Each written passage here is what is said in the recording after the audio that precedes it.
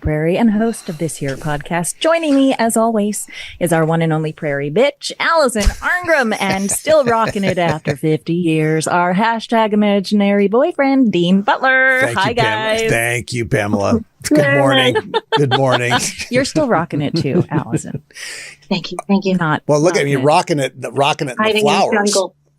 Yeah. Yes, I'm in the jungle. yes. Yes, you're in a very lovely atmosphere today.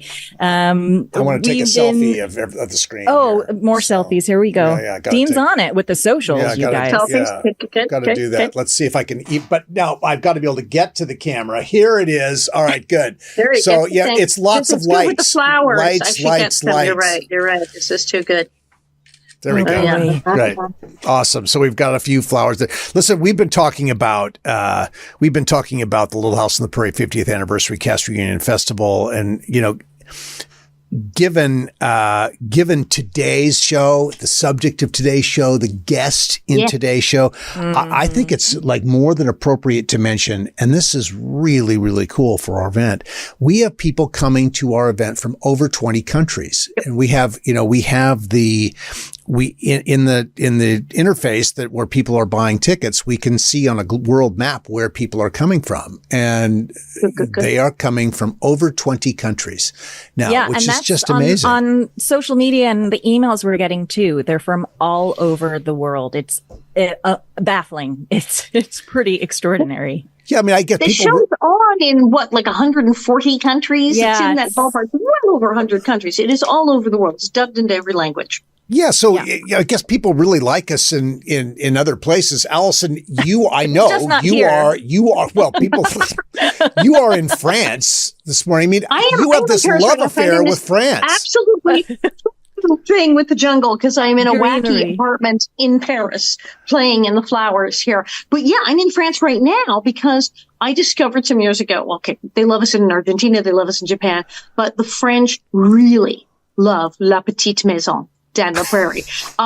It's unusual. I think what happened is because Little House started showing there fairly early. A lot of times when a show gets sold to another country, it's many years into the run. So a few years into the run. And it was at a time when France really didn't have that many TV channels. Well, in fact, we only had really the 3 networks ourselves. And French people traditionally go home for lunch. And, well, Little House on the Prairie was on every day at noon and still is. Wow. So you have all of these people who literally grew up seeing the show every single day. And, of course, they love me. I joke about it. I say that, of course, they love me because they don't think Millie's mean. They think she's French. But the French saw the humor right away in Nellie and Mrs. Roll. So they did. They went, oh, no, those two are funny, like immediately, and like latched onto it. And they just love the show. And I did not really know the extent of this until I came here to do a talk show. Now 8 billion years ago, it seems, like 2002, and was just blown away by how much they love Little House on the Prairie, and Nellie also. It was mind blowing. Yeah. The show has been loved by so many people, and sometimes for different reasons. I know that like Ronald Reagan, our president, Ronald Reagan, loved Little House. I think it was, absolutely. And a really contrasting thing, the Ayatollah Khomeini in Iran loved Little House on the Prairie. That's Saddam Hussein. Yeah. And I think so Reagan and those two others liked it for different reasons. Reagan liked it because it was this vision of this very sort of pure, wholesome America that we could reflect back on and find our best selves. I think the Ayatollah and Saddam Hussein liked it because they could tell their people that you have nothing to fear in the world from these people. If this is what America is, we're fine. They're just like us. Yeah. So anyway, I think it's sort of a fascinating thing, and then all over the world, people get it. In a really fun way. I was at the problems of the Ingalls and the problems of the whole world. This is what I was told because I was meeting people from, Sri Lanka, Borneo, Germany, all over the world. And they said, well, we can identify with this. This is family and they're dealing with real life. They're dealing with real problems. They don't have a lot of money. They got a lot of kids. This is how people live. And so people really do get it all over the world. And then they really dig it here in France. So. And Allison, what has specifically brought you to France this go around? Because at the first time I went to France, I found out that they're just gaga for the show.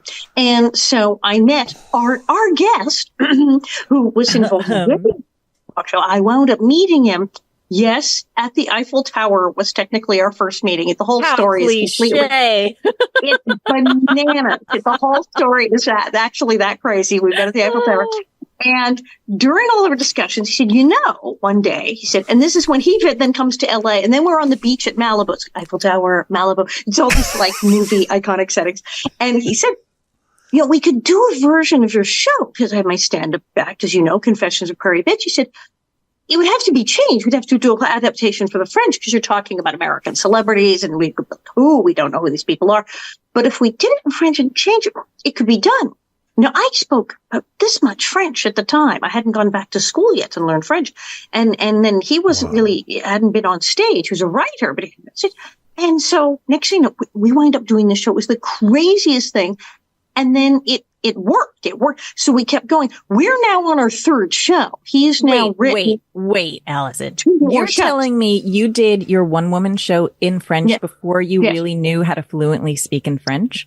Bingo. Because I'm crazy. Bananas. That's bananas. Because I'm just that crazy. And yet the French audiences, they just were so warm and inviting. They went, she's coming along. She's learning, but I like the show. This is just really the stuff she's doing at school.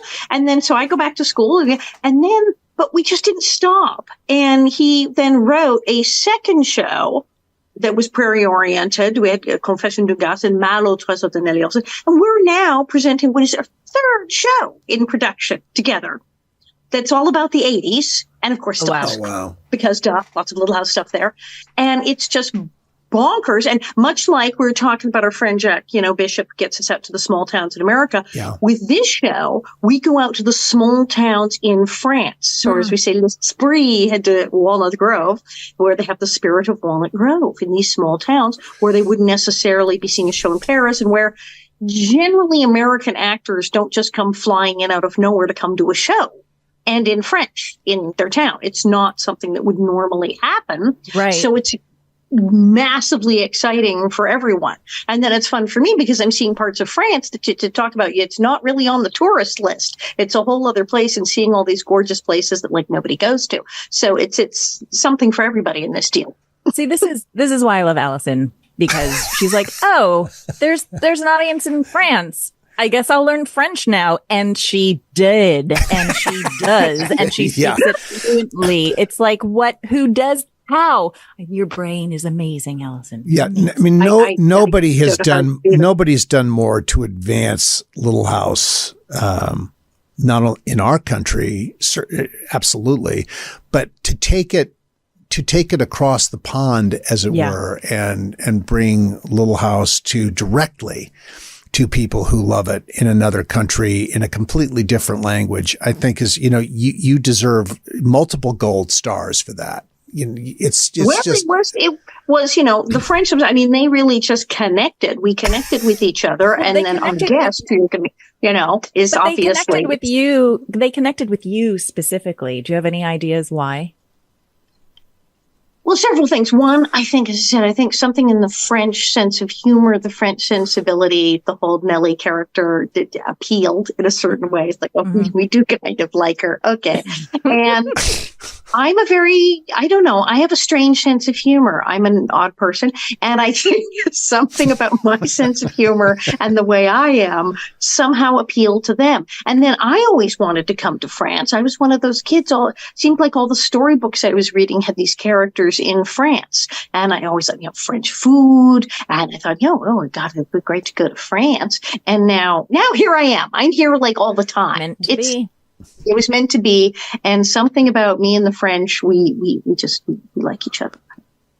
I think we need to meet tonight's guest. You do. Because there's no way this would have happened without him. Because he came up with this wild idea. When he first said it, I don't know, man, this is crazy. And then, of course, it's been like the biggest thing ever. All right. So I've invited you to do it, but before we do it, we need to we need to intro the show. So Pamela, take us into the show. I will take us into the show from the studios of UBN Go in Burbank, California. Visit SeeMeValley.com presents a special event podcast. That's us. This is Little House 50 for 50.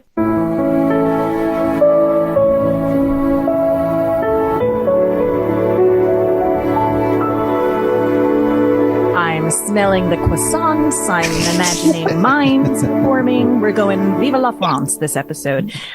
We are so grateful to visit SeeMeValley.com for their commitment to present the Little House 50 for 50 podcast. Honestly, thank you. Visit SeeMeValley.com. The Little House on the Prairie 50th Anniversary Cast Reunion and Festival in Simi Valley, California is right around the corner. It's coming. And Dean, tell us, what are we going to see? Yeah, so it's going to be amazing for Little House fans. The fan experience with the beautiful sets that we're building. And, you know, these sets are coming to life now in an extraordinary way. I mean, I think people are going to be, I've been saying this from the very beginning on the hope that they would be amazing. Now, as I'm seeing pictures of them actually coming into existence, they are going to be blown away by this. So I think that's going to be incredible. There's the Big Sky Movie Ranch tour where we're taking people back to the place where the show was actually shot at Big Sky Movie Ranch in the Santa Susana Mountains, up Tapo Canyon, in that dusty but beautiful, desolate place. People are going to be able to go there. And then there's going to be memorabilia, and there's going to be music and costumes and panels and discussions. And I think it's going to be amazing. Every time I think I know what's going to be there, you then say something else that's going to be there that is jaw dropping. And I'm like, what? Wait, that well, and you're going to be there. You're going to be there. You know, Pamela's going to be there moderating panels for us because you, Pamela, are like an uber super fan who gets the series in a way and with a point of view that's very distinctive. And, you know, you bring a lot to that. Thanks. Yeah, a lot to that experience. Yeah. So let's we got, that's what's happening March 22nd through 24th, 2024. It's going to be the biggest Little House event since the series ended, really. Yeah. I mean, it's just, there will be many wonderful events throughout the year, but this is absolutely going to be the largest of those events. This is kickoff. This is like our big, like Super Bowl prairie thing. And then we have like the mother load. Yes. Yes. So the load of all prairie events. So let's meet our guest tonight and talk more things prairie. Okay.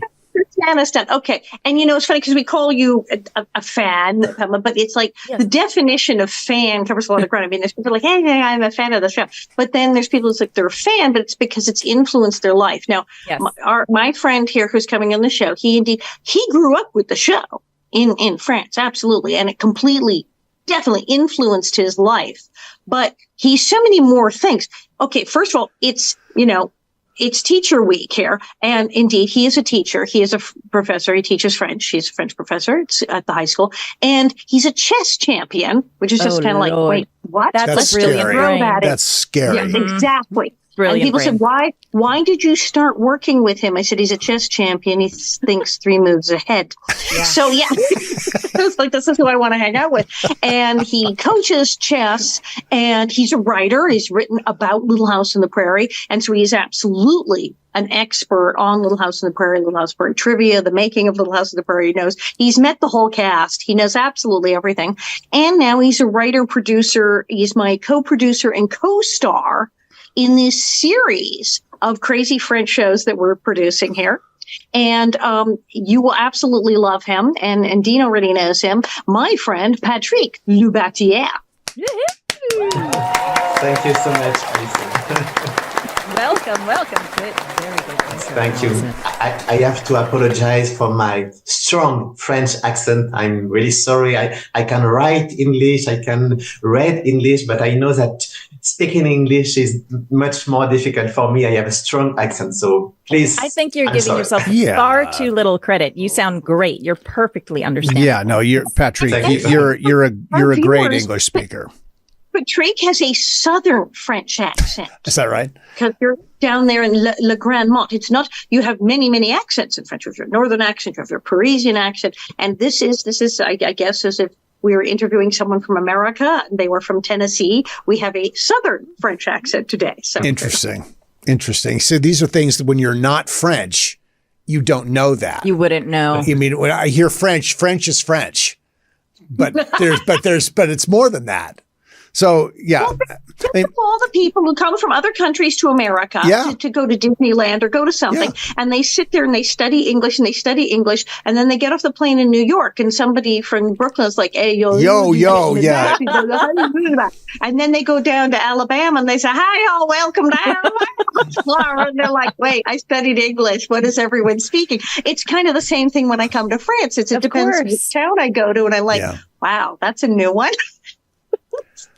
Well, Patrick, I got to meet you, and I'm just going to hold up the book that you wrote years ago as part of season 9 of Little House. Little House on the Prairie, A to Z is the name of the book. And there it is. There's the cover of the book. And Patrick, the work you did to tell all of our stories. I've said to people for years that you know more about all of us than we know about ourselves, frankly. Where did all of this come from for you? Well, when I'm doing something, I always do it with passion. I do it completely. So if I write a book about Little House on the Prairie, I made researches. So I think I interviewed around 100 people who worked on the show. I mean, actors, guest stars, many crew members, even extras. And of course, not all of this is in this book, but it gave me a vision of Little House on the Prairie, which is very interesting because we learn a lot from all these people that you don't see on the screen, but who were on the set. Mm-hmm. So, for example, I received tons of extremely wonderful stories about Michael London. All the extras who played, who were maybe school children on the 100 schools, or the crew members, all of them are just fantastic stories about Michael London on a human point. So in answer to your question, yes, I made all these researches and it was fun. It was fun to create this. See, I think one of the things I think that's remarkable about you, Patrick, is that you have, so not only do you have the intellect to do this, you have the energy to do it, but you also have the guts to either pick up the phone or track people down and ask the question. And you do it in such a disarming way that I can't imagine anyone did anyone say no? I got to believe people are going to talk to you because they sense your love for all of this. So they're going to come with you or join with you to tell these stories. I mean, did you, any resistance from anyone?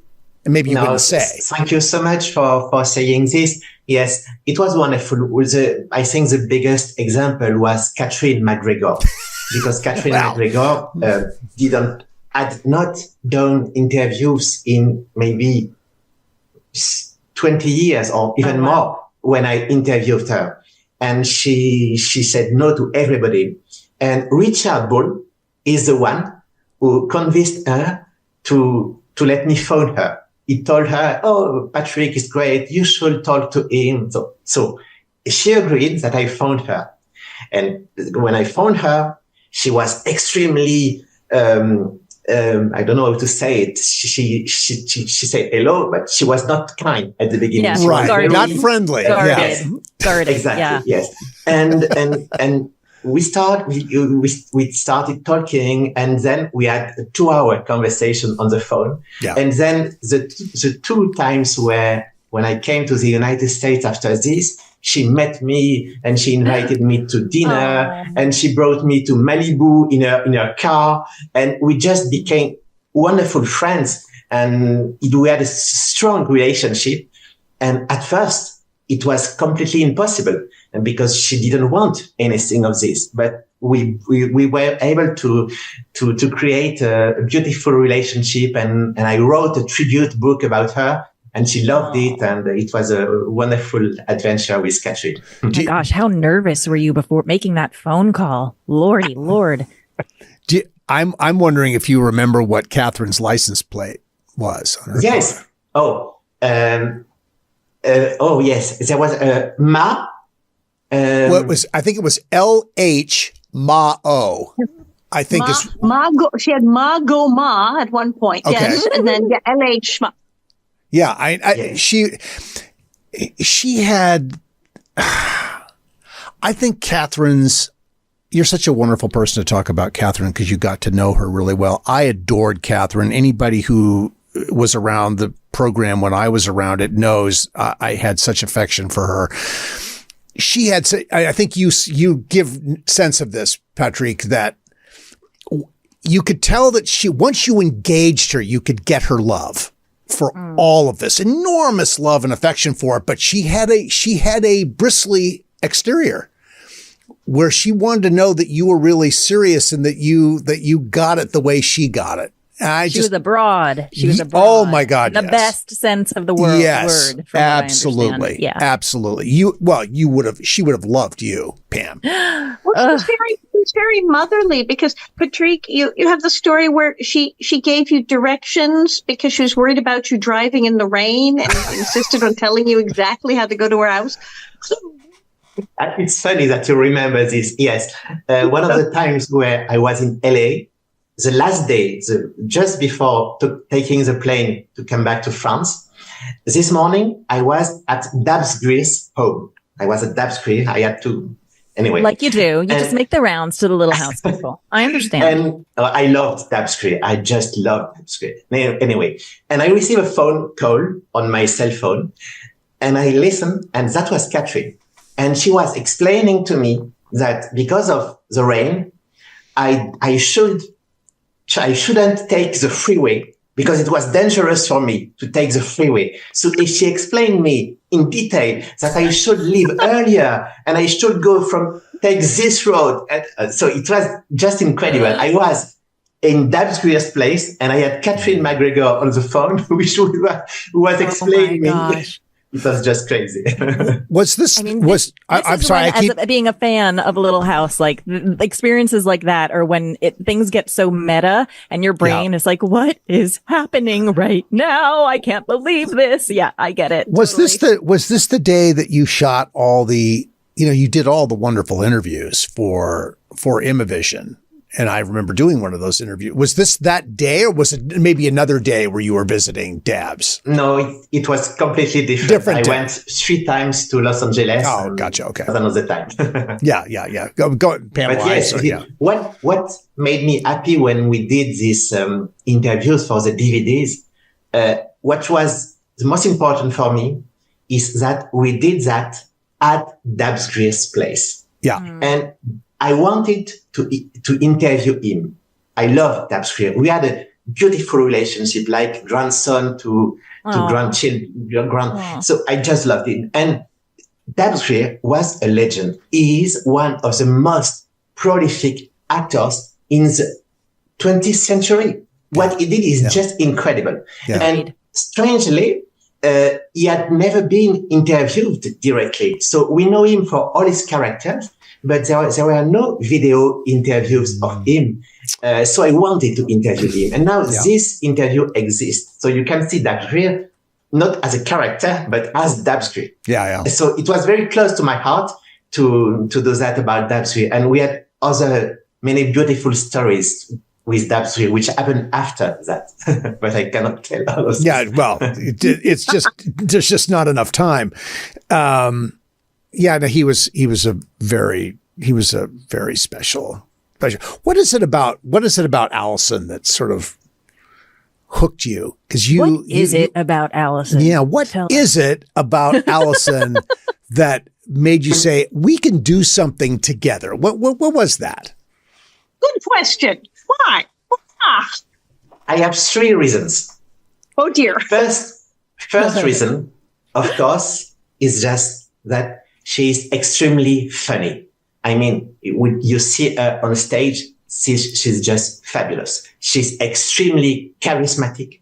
So she's just brilliant. So I knew that doing a comedy show with her, everybody would love her. So that's the first thing. She's extremely funny. The second reason is that, that was a long time ago. That's a nice picture. In a cornfield. I remember it was in 2009 in Jepsheim, Alsace. I remember. Oh, Jepsheim. Anyway, the second reason is that she's crazy. And from me, it is a compliment, of course. Who can, do you know many American actors who would try to learn French at more than 40 years old? She was around 42 at the time. And with no guarantees, because the person who was organizing all of this was not a professional. I was not a writer, producer. Yeah, I was a writer of books, but not of shoes. But she trusted me. But she had to be crazy to go in such an adventure. So that was the second reason. And the third reason, which is probably the most important, is that she's a very kind person. Yeah. And in my life, I try to be kind with everybody. And if I did a show about Little House of the Prairie, I had to do it with someone who would share that with me. I didn't want fans to be disappointed by the actress, leaving after the show or being unpleasant with them.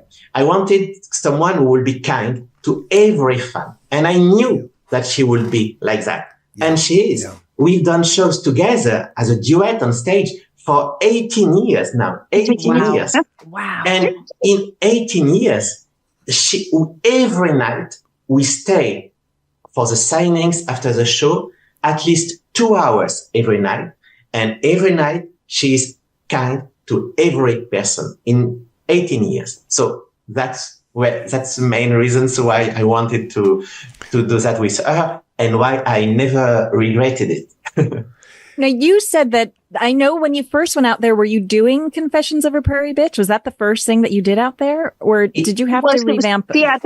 Yeah, it had to be redone. I was doing Confessions of a Prairie Bitch in New York and Los Angeles, and he knew about this, and he said, well, there's a thing here. He said, obviously, this whole piece makes no sense in French, and these celebrities. He says, but there are certain pieces, jokes about Saddam Hussein, amazingly. He says, certain things completely translate, and he said, and then other things, he said, but because when you came for the talk show and your other visits, you met a bunch of French celebrities. So now you have wacky stories about the French celebrities. Okay. So what if we did this? And then, of course, the fact that, as I said, I spoke how many words of French.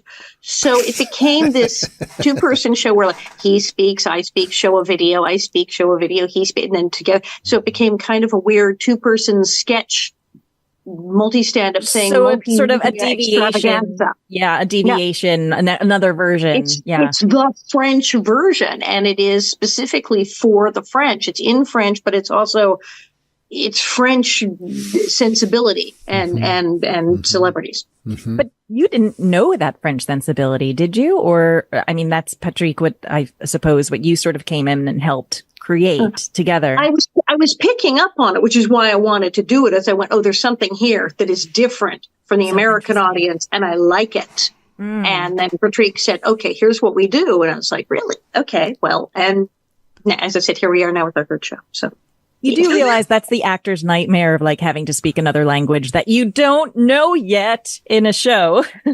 That's insane. I'm still not over it. As I said, I have to thank Patrick again, because I have met with neurologists who have told me, if you learn a second language after 40, it does wonderful things for your brain. Yeah. So thank you again. I've heard that too. Thanks, Patrick. Yeah. You've given her a renewal for another. She's good for another 40 years at least. Thanks, France. Yeah. Yeah. I think I think we need to take a quick break, but we will be back with more conversations with Patrick and Allison after this message from visitsimivalley.com. Yes. Visit Simi Valley, California invites you to see the place where it all began. This March at the Little House on the Prairie 50th anniversary, discover our stories from presidents to pioneers. Visit iconic locations like the Reagan Library and more. Make your own memories at visitsimiValley.com. Ooh, Dean. Cannot wait for your audiobook to come out.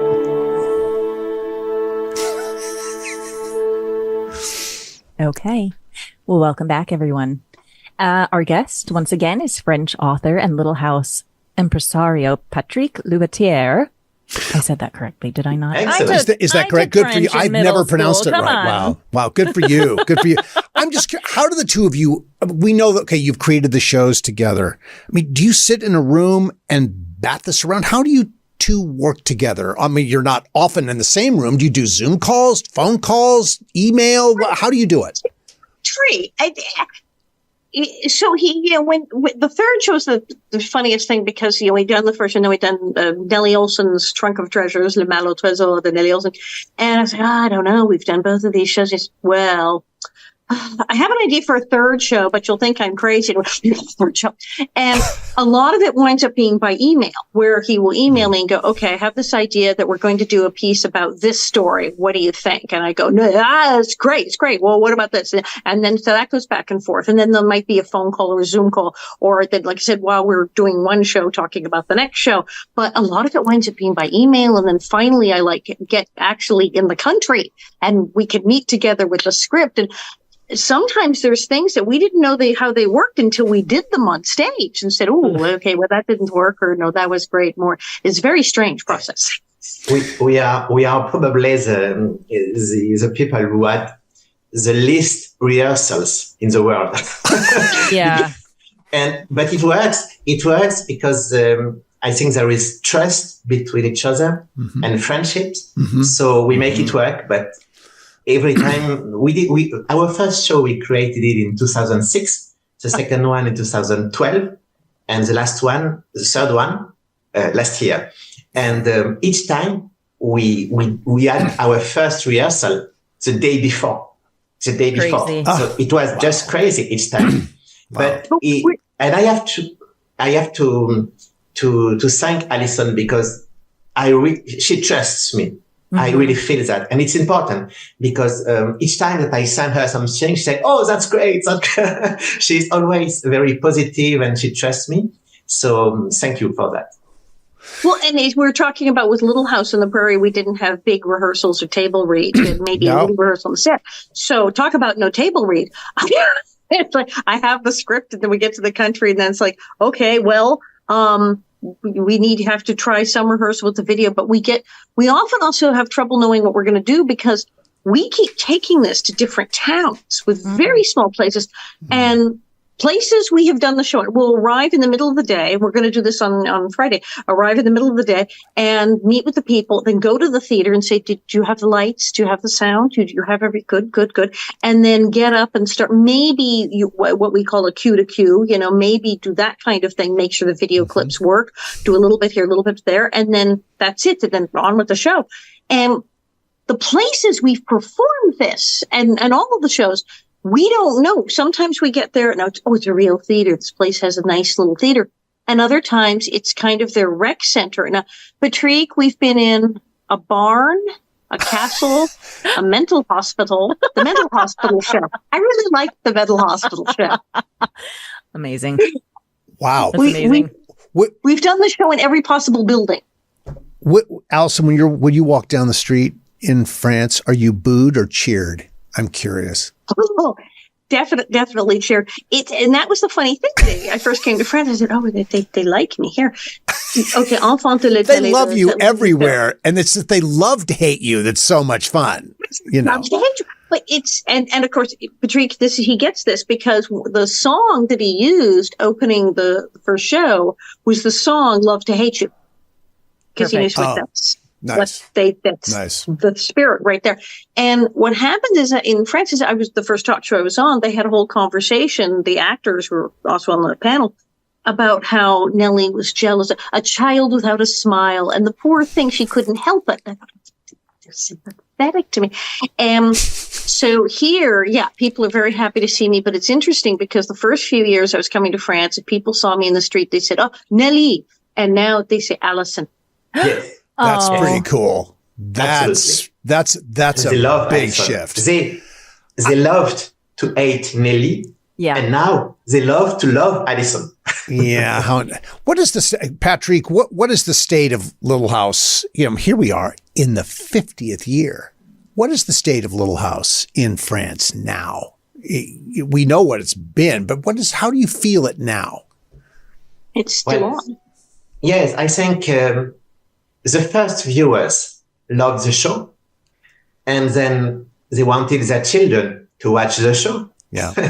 Yeah. And the grandchildren now watch the show as well. So generation after generation, I cannot say anything else. I think it's the same in the United States.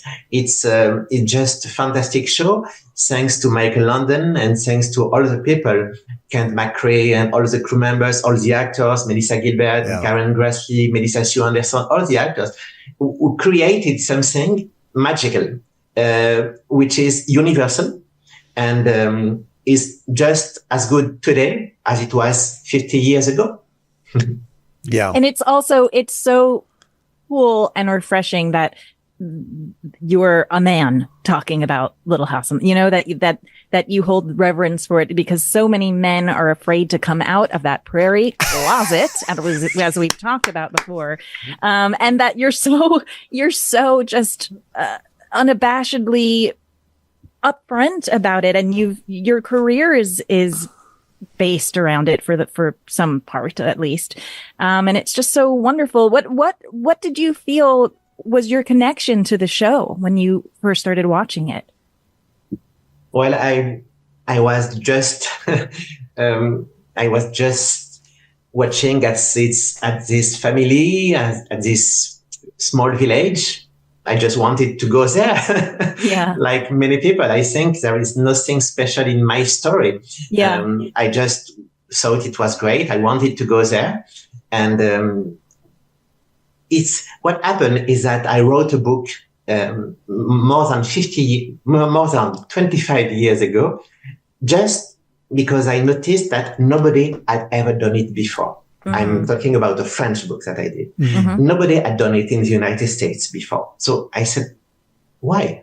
This show is so popular. Nobody wrote a show explaining the success of this. So I wrote this book, but it was not supposed to be followed by other Little House adventures. Right. It was just a book about the show of my childhood. And what happened is that after the publication of this book, I sent copies to most of the actors of the show. Mm. And I remember one week, which was just incredible. I go to my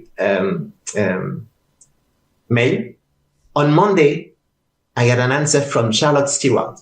Oh. On Tuesday, I had an answer from Karen Grassley. Oh, wow. On Wednesday, I had an answer from, etc., and all the actors. And we created some relationship. And so that's why I'm still doing things. And my life is completely different than Little House on the Prairie. I wrote many books which are not at all related to Little House on the Prairie. And I'm a teacher and I'm doing many other things. But Little House on the Prairie is still in my life because of the friendships. The friendships with some of the actors, some of the crew members. I was close to Miles Meadow, which the actors called Uncle Miles, who was an assistant director, just a wonderful man. I'm happy to give tribute to him tonight.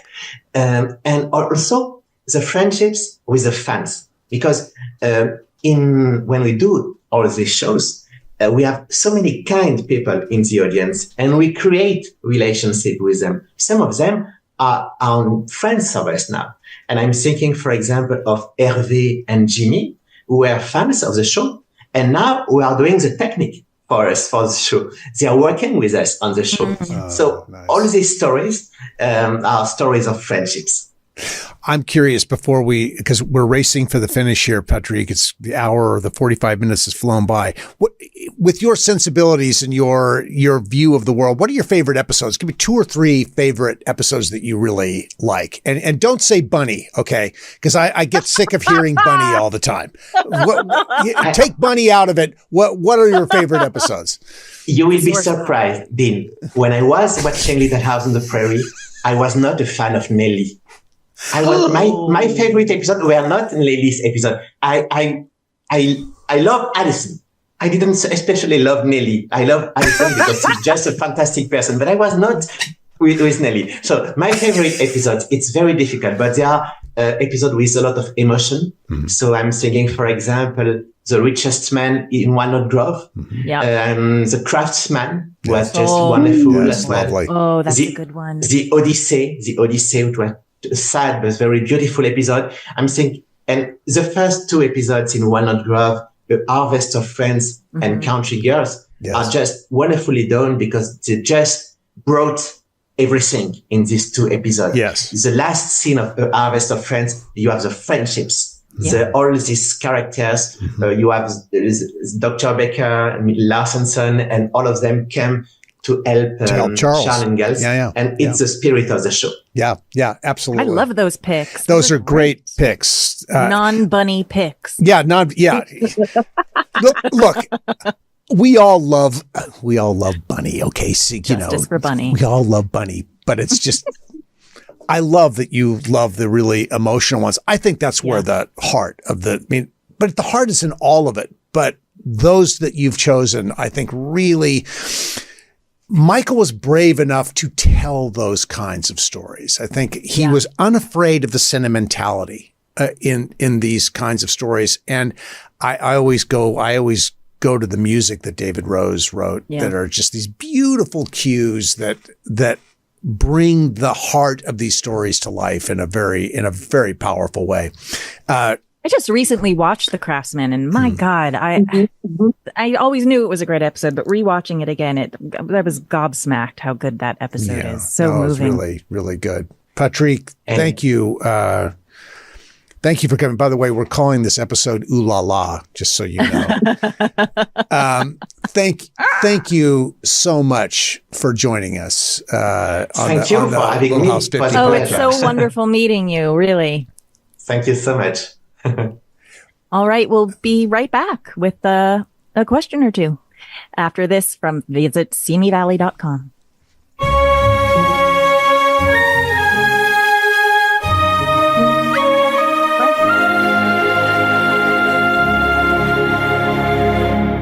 Simi Valley, California invites you to see the place where it all began this March at the Little House on the Prairie 50th anniversary. Discover our stories from presidents to pioneers. Visit iconic locations like the Reagan Library and more. Make your own memories at visitsimivalley.com. Okay, we're back. Do we have time for a couple of questions? I think it's got to be. Yeah, I think we're really zeroing in on here. So a couple of questions. Quick questions. Okay. Yeah. Here we go. Okay. Jen Hawker asks, how is it possible you've done 6 episodes and Zaldamo hasn't been mentioned? Although we're at episode 9 now, and still Zaldamo has not been mentioned. I don't. It did, and we How did did say that it. nickname- Yeah, we did say it in the promo. Oh, yeah, Zaldamo. So So Catherine. how did that nickname come about? So Catherine how could McGree- anyone keep a straight face when Harriet would say it? That was her question. Well, and we all know. We've all made reference to it. Catherine was irrepressible and had a wonderful sense of comedy. And the line was supposed to be, she was supposed to spin it to be Dalzamo. She kept saying, she turned it to Zaldamo, and she got corrected about 3 times. Zaldamo's funnier. And finally, Michael relented and just said, go, because it got a huge laugh. Zaldamo got a massive laugh. Zaldamo is more is funnier than Dalzamo, but it is. It is. It just is. It just is. And I remembered when she did the day she did, because it was it's Dalzamo. So, okay. Zaldamo. Cut. Dalzamo. This went on and then finally, fine, keep it. And then it was like, wait, Zaldamo works. And that's it. And then and it's like, why? Why were we fighting this? It's Zaldamo. It clearly is Zaldamo. And no, we did not keep a straight face. Right, at various times. We lost it completely. And we're like, when she would say that. Yeah, so, she was just fearless and I don't know why, but it's like comedy is a science sometimes, right? Like it's totally. all in the timing, or it's all in like a letter or a number, and one is funnier than the other, and sometimes there's no rhyme or reason other than it just is. So Zaldamo it is. Awesome. All right, one more question. Here we go. Matt Lengel asks, I learned that several episodes were filmed in or around Jamestown, Sonora, California. Mm-hmm. I heard that the cast members would fly into the Modesto airport. Was Stockton or Modesto? Yeah. Okay. And they'd caravan up to the Gold Country to film. How does he know this? I know the Runaway Caboose episode was supposedly filmed up there, and I took my daughters on a train ride in that area. Did either of you participate in any of the filming there? If so, can you tell us about the experience? Yes. Yeah, he's talking about the infamous, is it the number 3 train that's in every movie and television show that shoots in California? It's the hardest working train in show business. It's up there. Yeah. And why they don't change the number on the front of it, I never know. But it's just like in every film, there it is. And yes, it's that train that everyone uses, and we use that train like a billion times. Yeah. Now, Dean, did you go up there much? I mean, we went up there as kids. Sure. Well, you have the wonderful, the camp out, the river where you and Laura, isn't that where you and Laura get swept away in the river? Oh, okay. Which is one of the great moments. When we were kids, the Fool's Gold thing, we're panning for gold, that was up there. The camp out was up there. And of course, the famous one with Melissa, the Lord is my shepherd. Fabulous. One of my favorites of all time. Up there, and we'd shoot like a bunch. It would be one of those things we'd go up there like once a year and go, how many episodes do we need stuff? We need a mountain. And so we'd shoot a bunch. And we kids loved it because we would go trout fishing. There was a roller skating rink in the itty bitty little town that was there. Bowling alley too. Did you ever go bowling?